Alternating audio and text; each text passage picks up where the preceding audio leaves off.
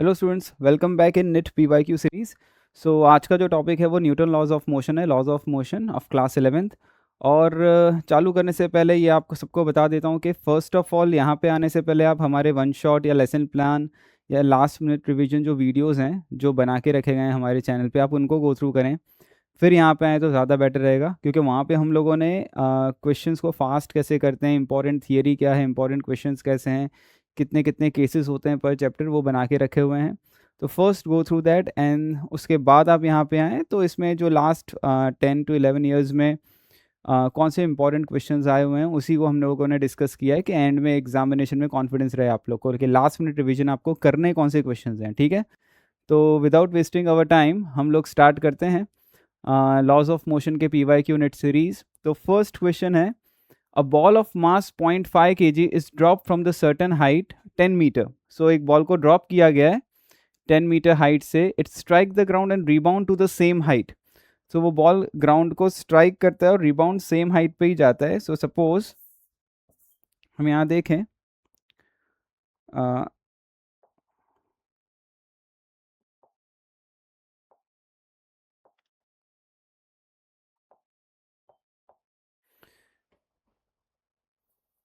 कि this is a ground and ball is drop from the certain height, 1 meter, हाँ, and that height is 10 meter. Okay, so 8 height से ball को drop किया गया है 10 meter height से। तो जब बॉल ग्राउंड पे रीच करेगा तो उसकी जो वेलोसिटी होगी just before hitting the ground, that is under root of 2gh। ये हम लोगों को ऑलरेडी पता है कि when ball hit the ground from the certain height, it velocity is under root of 2gh। So this is the velocity of the ball just before hitting the ground. Okay, and rebound to the same height, और उसके बाद जो ball है वो same height पे ही rebound हो रहा है। ठीक है, so after collision the velocity magnitude wise remain same. So अगर वो सेम हाइट पे ही जा रहा है, मतलब ग्राउंड ने भी उसको उतनी ही स्पीड कैरी फॉरवर्ड की, मतलब उसकी स्पीड आफ्टर कोलिजन भी सेम रही, वेलोसिटी का डायरेक्शन चेंज हो गया। ठीक है ना, सो आफ्टर कोलिजन भी जो स्पीड है वो कितनी है, अंडर रूट ऑफ 2gh ही है। ठीक है, so what is the impulse imparted in the ball. तो इम्पल्स की फॉर्मूला क्या होती है, इम्पल्स की जो फॉर्मूला होती है that is change in the momentum, p final momentum minus p initial momentum, this is the formula for the impulse. Clear, so अगर मैं मास कॉमन निकाल दूंगा, so that is a final velocity minus initial velocity.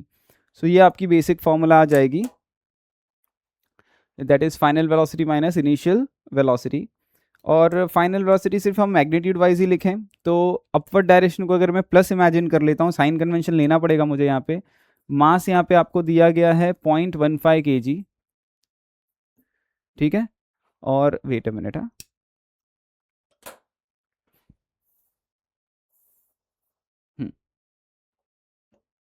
सो मास आपको 0.15 kg दिया गया है,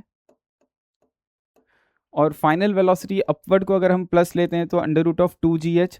ठीक है, under root of 2gh, height 10 metre है। ठीक है, सो 10 इंटू 10 100, और 2 के साथ मल्टीप्लाई करोगे तो 200। तो यहाँ पे g की वैल्यू कितनी लेनी है अपन को, 10, तो ये अंडर रूट ऑफ 200 आ रही है यहाँ पे suppose. Clear, so 2 into 10 into 10 200 is the final velocity, upward direction में है। क्लियर, और अगर मैं g को 9.8 लेता हूँ फॉर एग्जाम्पल, तो चलो नहीं, रूट 200 लिख देता हूँ मैं, और so final is root 200 minus initial is, downward direction में प्लस हो जाएगा, माइनस हो जाएगा वो, सो माइनस माइनस क्या हो जाएगा, plus, so under root of 200। Clear, so अगर आप इसको सॉल्व करते हो मल्टीप्लाई करने के बाद, सो आपका जो अप्रॉक्सीमेट आंसर आएगा, ये आंसर जो आएगा आपका, ये रूट 196 के नियर अबाउट है। तो रूट 196 कितना होता है, 14, 14 प्लस 14 28, 28 इंटू 0.15 आप करोगे तो आपका answer 4.2 kg metre per second आ जाएगा। ठीक है ना, सो इस तरीके से आप कैलकुलेट कर सकते हो, ध्यान रखना।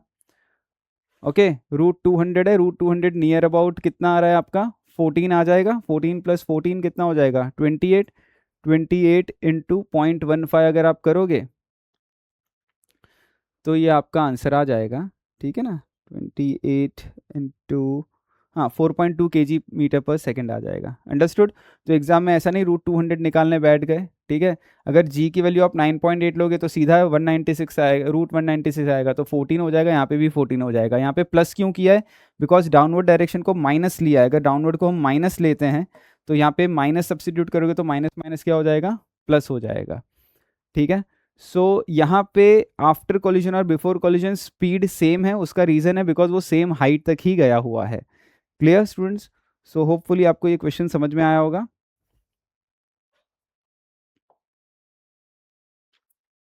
इसमें अगर मैं एक चीज़ आपको और बताऊं, सपोज आपको इस क्वेश्चन को ऐसा पूछा होता, फॉर एग्जाम्पल आपको ऐसा पूछ लिया होता इसमें कि मान लो कि बॉल को h हाइट से ड्रॉप किया है, ठीक है, कैपिटल H हाइट से ड्रॉप किया है, ऐसा क्वेश्चन पूछ लेते। और वेलोसिटी बिफोर द इम्पैक्ट आपका सपोज यही 10 मीटर हाइट से ड्रॉप कर दिया, ऐसा क्वेश्चन दे दिया। तो what is the velocity before impact? √2gh, यही होगा। और ऐसा बोला है आफ्टर कोलिजन जो बॉल है वो suppose for example 6 metre height तक गया है, ऐसा भी पूछ सकते हैं आपको। ये जो हाइट है वो 6 मीटर गया है, तो यहाँ पे आपको आफ्टर कोलिजन स्पीड नहीं दी है, वेलोसिटी नहीं दी है, तो आप क्या करोगे? वो वेलोसिटी, क्योंकि ये इस हाइट तक गया है तो ग्राउंड ने उसको कुछ v2 वेलोसिटी दी होगी, उस वेलोसिटी के कारण ये हाइट पे गया है। तो मैक्सिमम हाइट कितनी रीच हुई है? 6 मीटर। सो मैक्सिमम हाइट की फॉर्मूला हमको ये पता होती है u²/2g, ठीक है ना। तो ये जो v2 है वो कितना आ जाएगा बोलो? √2g⁻h। समझ में आया ना? बिकॉज यहाँ से जो u², ये जो फॉर्मूला है वो 2gh हो जाएगा, तो क्या हो जाएगा? √2gh। सो अगर आपको ये 6 मीटर दिया है तो आफ्टर कोलिजन आपको स्पीड भी पता चल गई, 2g × 6। बिफोर कोलिजन ये आपको अगर दिया हुआ है विच इज़ √2g × 10, ये भी आपको पता है। आफ्टर कोलिजन बिफोर कोलिजन पूछा है तो आपको यहाँ पे चेंज इन मोमेंटम पता चल जाएगा, ठीक है ना। तो ध्यान रखना क्वेश्चन में थोड़ा मॉडिफिकेशन करके कैसे पूछ सकते हैं वो मैंने आपको यहाँ पे समझाया है कि अगर सेम हाइट नहीं दी होती, अगर ऐसा बोला होता कि 6 मीटर हाइट तक ही बॉल गया है, तो आप वहाँ पे ये वाली स्पीड कैसे कैलकुलेट करते? Because height is u²/2g, when we provide velocity to the ball, the maximum height written by the ball is u²/2g। That equation we will get with the help of the formula v² - u² = 2as, उससे हमको ये formula मिलती है। तो हमारा ये answer आ जाता है u²/2g। तो आपका u² इज 2gh आ जाएगा। सो v की √2gh, h पता है, तो आफ्टर कोलिजन वेलोसिटी आपको पता चल जाएगी। After collision velocity, before collision velocity, change in momentum is mass into after collision minus initial velocity. तो वी आई को आप माइनस में लिखोगे, क्यों? बिकॉज डाउनवर्ड डायरेक्शन है, तो डाउनवर्ड को अगर आप साइन कन्वेंशन वाइज माइनस ले रहे हो, अपवर्ड को प्लस ले रहे हो, तो ये v1 क्या हो जाएगा आपका? माइनस, और ये प्लस में ही रहेगा v2, तो यहाँ पे माइनस माइनस फाइनली प्लस हो जाएगा, ठीक है। इसमें आपको ऐसा क्वेश्चन भी पूछ सकते हैं, what is force imparted on the ball, या बॉल पे कितना फोर्स लगा, और force provided to the ball by ground, ground ने बॉल को कितना फोर्स दिया। तो इस क्वेश्चन में आपको एक डेटा एक और देना होगा, जब बॉल ग्राउंड से कोलाइड होता है, सो न्यूटन थर्ड लॉ के कारण, एक्शन एंड रिएक्शन के कारण जो बॉल को फोर्स लगता है वो अपवर्ड डायरेक्शन में लगता है। और ये फोर्स कब तक लगता है? जब तक बॉल कांटेक्ट में होता है ग्राउंड के साथ। तो बॉल कितने देर तक कांटेक्ट में रहेगा? F = ΔP/ΔT। तो rate of change of momentum is basically defined as a force.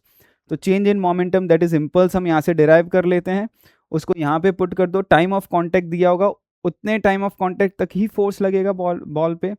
तो वो फोर्स हम लोग ऐसे भी कैलकुलेट कर सकते हैं। तो इसमें काफ़ी सारे क्वेश्चंस अलग अलग तरीके से पूछ सकते हैं, सारे मैंने आपको बता दिए यहाँ पे, ओके। नाउ नेक्स्ट सेम इसी टाइप का क्वेश्चन है, बट आपको यहाँ पे एक वॉल दिया हुआ है और बोला है rigid ball of mass m strikes the ball at an angle of 60 degree, ठीक है। सो बॉल स्ट्राइक होता है 60 डिग्री पे and reflect without losing its speed. तो again without losing the speed वो रिफ्लेक्ट हो जाता है, 60 डिग्री पे ही रिफ्लेक्ट हो जाता है। The impulse imparted on the wall, again same वही क्वेश्चन है। सो इम्पल्स है मास इनटू वेलोसिटी, ठीक है। Change in momentum is nothing but an impulse. So अगर आप इसमें चेक करो, इसके सबसे पहले ये वेलोसिटी बिफोर कोलिजन है which is v। Suppose after collision जो स्पीड है वो भी v दिया हुआ है आपको, तो अब यहाँ पे आपको इसके कंपोनेंट ब्रेक करने पड़ेंगे। चलो हम कंपोनेंट ब्रेक करके देखते हैं। तो अगर आप देखोगे कि इसके दो कंपोनेंट होंगे, इसके भी दो कंपोनेंट होंगे, इसको फास्ट कैसे करते हैं वो ट्रिक भी सीखते हैं। ओके, सो सपोज ये 60 डिग्री है, ये लाइन इसके पैरेलल है, तो ऑल्टरनेट एंगल से ये भी 60 डिग्री हो जाएगा। तो अगर ये v है तो ये कितना हो जाएगा बताओ, ये अगर v है तो ये हो जाएगा v cos 60, और ये कितना हो जाएगा v sin 60, बराबर। और सेम वे ये 60 डिग्री है, ये दोनों लाइन पैरेलल है, ठीक है। सो यहाँ पे आपका ये आंसर यहाँ पे ये क्या आ जाएगा, this will be v cos 60 and this will be v sin 60। Clear?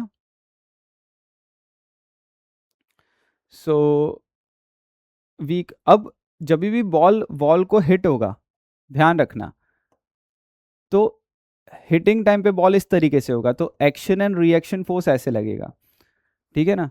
So force कौन से डायरेक्शन में लग रहा है, फोर्स लग रहा है एक्स एक्सिस में ही, सो मोमेंटम भी उसी डायरेक्शन में चेंज होगा। अदरवाइज तो आपको इसको पूरे को वेलोसिटी वेक्टर फॉर्म में लिखना होगा और फिर लंबा हो जाएगा क्वेश्चन। अगर आपको ये वेलोसिटी वेक्टर फॉर्म में लिखोगे, इनिशियल वेलोसिटी लिखोगे v cos 60 I cap minus v sin 60 j cap, फिर आप इसे लिखोगे v cos 60 माइनस I cap v sin 60 minus j cap, और दोनों वेलोसिटी का सब्ट्रैक्शन करोगे और फिर मास से मल्टीप्लाई करोगे तो मोमेंटम आएगा। तो वो बड़ा क्वेश्चन हो जाएगा, कैलकुलेशन ज़्यादा बड़ा हो जाएगा।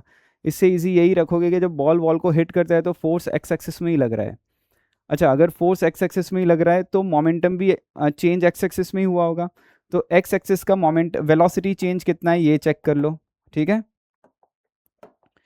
सो एक्स एक्सिस का जो वेलोसिटी चेंज है, final velocity minus initial velocity. Final velocity है आपका, मान लो ये डायरेक्शन को आप प्लस इमेजिन कर रहे हो, तो v cos 60 माइनस वो डायरेक्शन को माइनस इमेजिन कर रहे हो, तो एक्स एक्सिस पे माइनस v cos 60, तो ये आ जाएगा आपका 2v cos 60 is basically change in velocity.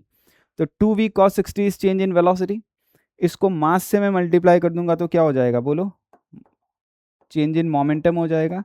So mass into change in momentum is 2v cos 60। So v आपको एज इट इज ही दिया हुआ है, 2mv cos 60 की वैल्यू हाफ होती है, ये हाफ और 2 कट हो जाएगा तो आपका आंसर आ जाएगा mv is change in momentum.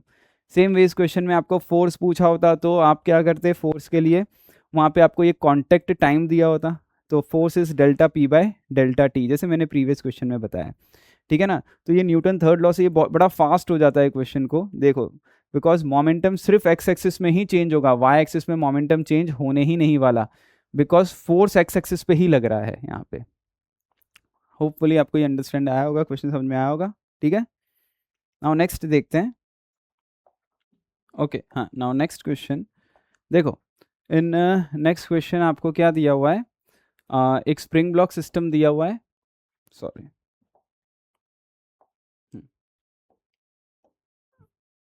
Spring block system में this is a 3m mass and this is a m mass, okay. And system में whole system is suspended by the massless spring as shown in the figure. तो यहाँ total नीचे कितना force mass force लग रहा है, नीचे 4mg लग रहा है, ठीक है। और इसको ऊपर कौन फोर्स बैलेंस कर रहा है, kx which is a spring force is balancing, so 4mg is balanced by kx, तो kx can be written as 4mg। पहले तो ये हो गया, ठीक है। अब आपने क्या किया, इसको देखो, ये आपको यहां से पता चल गया कि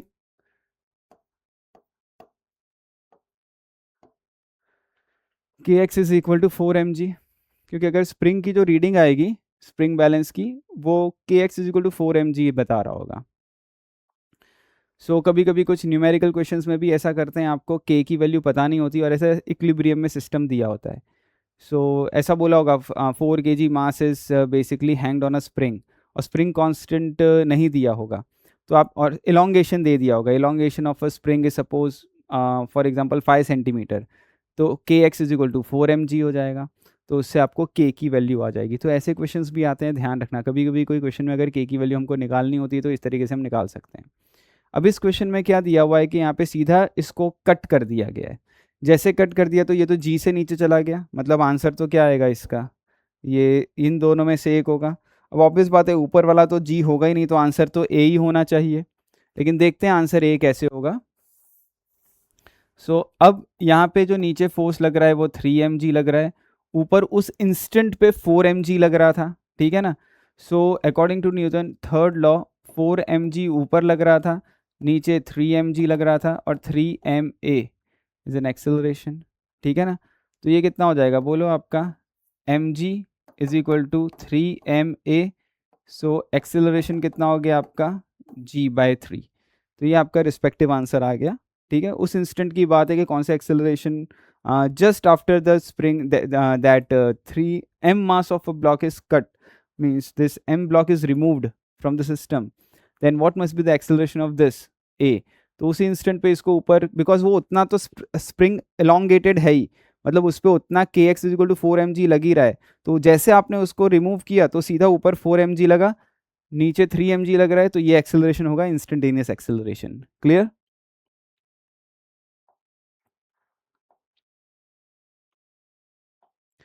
Now, a bob is whirled in a horizontal plane by the mean of a string with the initial speed of omega। So कोई भी यूनिफॉर्म सर्कुलर मोशन अगर होता है, ठीक है ना, यूनिफॉर्म सर्कुलर मोशन का क्वेश्चन है, तो सेंटर पे जो फोर्स लग रहा है इस बॉब पे, ठीक है ना, in a horizontal circular motion that is T, and हमको पता है टी जो net force toward the center होता है विच इज mv² होता है, या तो एम आर ओमेगा स्क्वायर होता है, ठीक है। अब यहाँ पे ओमेगा के टर्म में दिया है, इसीलिए हम क्या लेंगे, टेंशन को क्या लेंगे, T is equal to M R omega square लेंगे, बिकॉज वी का डिस्कशन हमारे साथ नहीं किया गया है क्वेश्चन में। Now if the speed become 2 omega, मतलब हमने ओमेगा को डबल कर दिया एंड रेडियस को सेम ही रखा है, then the tension of the string become, अब मतलब इससे हमें पता चला है T is proportional to omega square, because हमने ना आर को चेंज किया है ना एम को चेंज किया है, तो T is proportional to omega square. So मैं यहाँ पे लिख दूँ T2/T1 is equal to omega 2/ओमेगा 1 द होल स्क्वायर, ठीक है ना। हमने ओमेगा कितना चेंज कर दिया, 2 ओमेगा कर दिया, इनिशियली कितना था, ओमेगा था, तो ये T2/T1 कितना हो जाएगा आपका, this T2/T1 will be 4, so which implies T2 is equal to 4T1, so tension become 4 times, तो ये आंसर आ जाएगा आपका 4T, बराबर।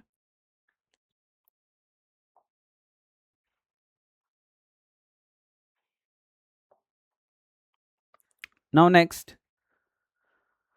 a horizontal force of 10 Newton is applied on the block as shown in the figure. A mass of a block A is 2 kg and B is 3 kg. A block slide over a frictionless surface.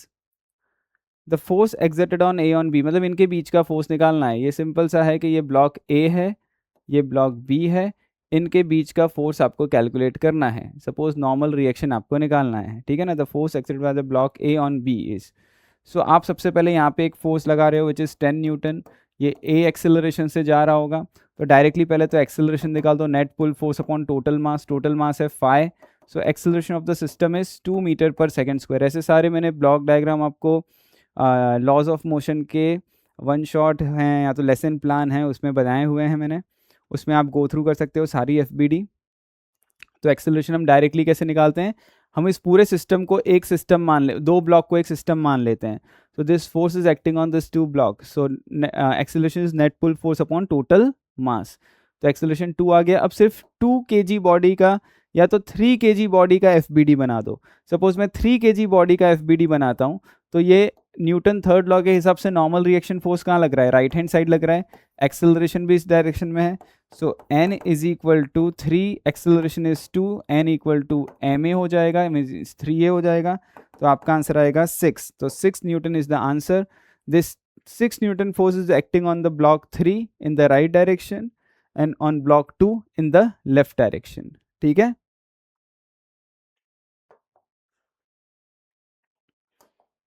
Calculate the maximum acceleration of a moving car so that the body lying on the floor of the car remains stationary.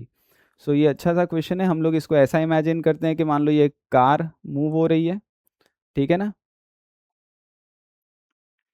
इसके ऊपर एक block रखा हुआ है, तो pseudo force का example है,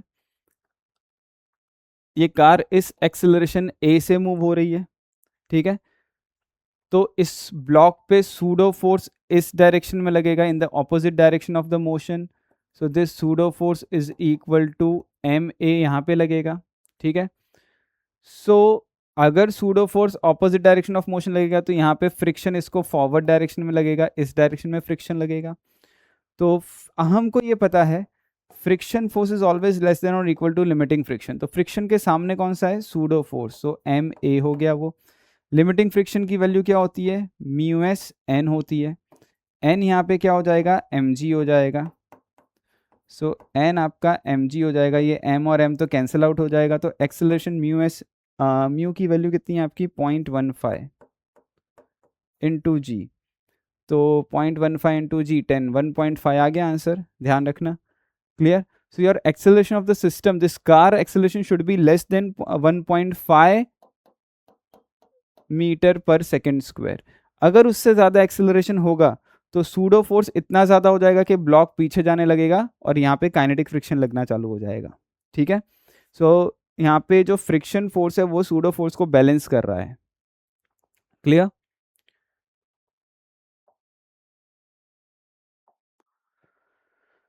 now next, two bodies of mass 4 kg and 6 kg are tied to an end of a massless string. A string passes over a pulley which is frictionless. The acceleration of the system in term of acceleration due to gravity. Simple है, ये यहाँ पे कौन सा force लगा रहा है बोलो 6g, ये यहाँ पे कौन सा फोर्स लगा रहा है बोलो 4g, तो नेट एक्सेलरेशन क्या हो जाएगा 6g minus 4g upon total mass which is 10, this is 2g upon 10, so answer comes out to be g upon 5, so g upon 5 आपका आंसर आ जाएगा यहाँ पे, क्लियर। सो सिंपल सा FBD बेस्ड क्वेश्चन है।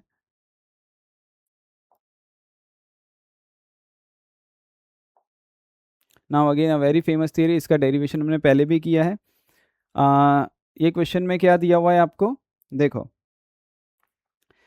a block of mass m is placed on a smooth wedge ABC of an inclination theta as shown in the figure. A wedge is given an acceleration a toward the right direction, ठीक है ना, मतलब एक incline plane पे एक block को रखा हुआ है और इंक्लाइन प्लेन को हम ए एक्सेलरेशन से लेके जा रहे हैं। So what must be the minimum acceleration of the incline plane, so block remain stationary on the incline plane. इस इंक्लाइन प्लेन कितना मिनिमम एक्सेलरेशन होना चाहिए वेज का या तो इंक्लाइन प्लेन का, कि ब्लॉक उसके ऊपर स्टेशनरी रहे। सो हम क्या करेंगे इसमें इसकी FBD बनाएंगे। देखो अगर हम इसको एक न्यू पेज ले लें तो इजी रहेगा।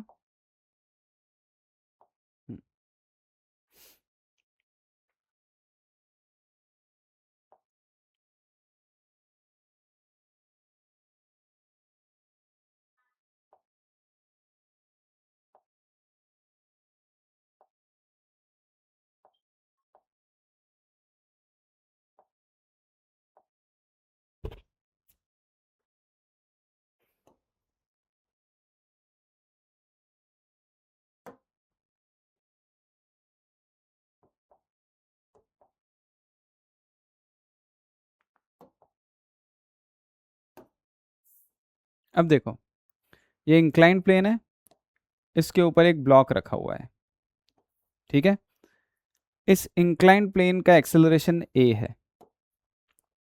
अब हम यहाँ पे देखते हैं कि हमको कंपोनेंट कैसे ब्रेक करने हैं, ठीक है। सो हम कंपोनेंट जो ब्रेक करेंगे वो इस तरीके से कर देते हैं तो सिंपल रहेगा आपको।